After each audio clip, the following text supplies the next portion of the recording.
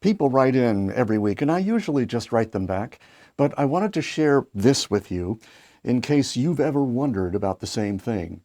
Michael writes, as a photographer, I have a business that I'm trying to build, in which the main revenue source is corporate work, mainly headshots and some product. However, what I really love doing is creative photography, so manipulating photos and creating works of art. The latter has so far earned me 0, but it's actually where I'd love to be. My question is, do I build my brand on photography, capturing personalities, or do I build it on creativity and digital art? Let's explore that age-old question, because I assure you there is an answer.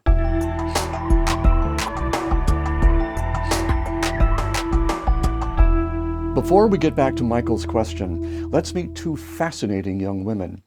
Here's Bryna. She's a New York City actress who acts nearly every day in a time when there's no work for anyone in the performing arts.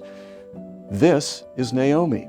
She's just had her first novel published, but she's earned her living as a writer since her early 20s, in a genre few have even heard about. What do these two artists have in common that allows them to live out their dreams while others struggle? At first glance, not much, other than they're my daughters. One is outgoing and loud and funny and wise and compassionate. The other is quiet and reserved and funny and wise and compassionate. But the big difference is something few ever allow themselves to find, though the clues are everywhere, hiding in plain sight at 3 stages. Here's an example of the first, from where no man has gone before. These are the voyages of the starship Enterprise. Oh, wait. I should say that this first stage is about observing the different parts of ourselves.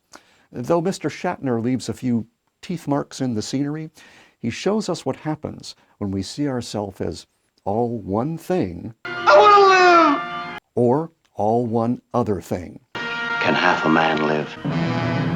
We don't get much done, at least not much we might be proud of later. Section.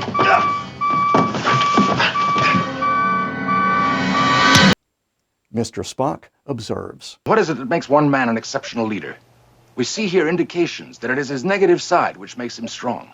That his evil side, if you will, properly controlled and disciplined, is vital to his strength. Okay, I think we're ready for stage 2.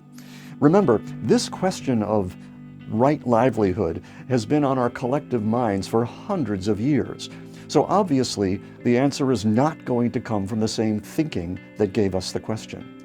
Anytime you ask an either-or question, one side of you is going to be bitterly disappointed.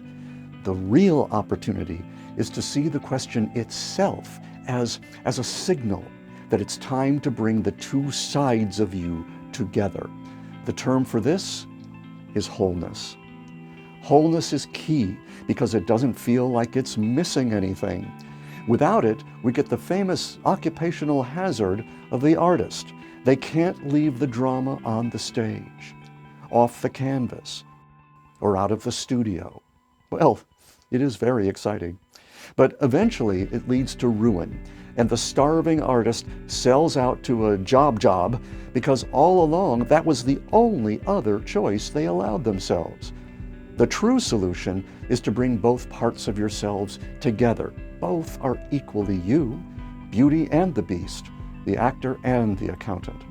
When people integrate with their suppressed selves, they completely change their lives because they suddenly see that, say, bringing people's attention to an idea whose time has come is more effective at drawing them to their art. Certainly more than any sort of funnel mechanics.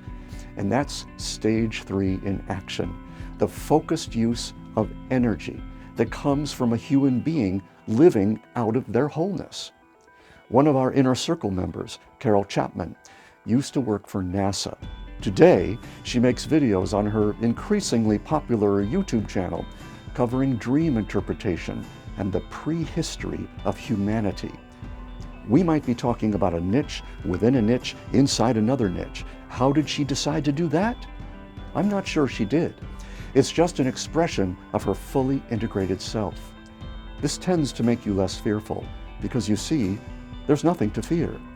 These either-or questions don't really occur to people like Carol, Bryna, or Naomi, living in a state of wholeness and focusing their energy on what they want to build. Does that mean they will have no problems? Of course not. I hear about those too. Got a few of my own. I got an idea. But when Stevie takes the yoke, he no longer crashes our flight. He's happy to make his point and dive back down into the gooey protective soul at the center of who we are. So, Michael, embrace all the parts of yourself. There's a special kind of magic for those who do.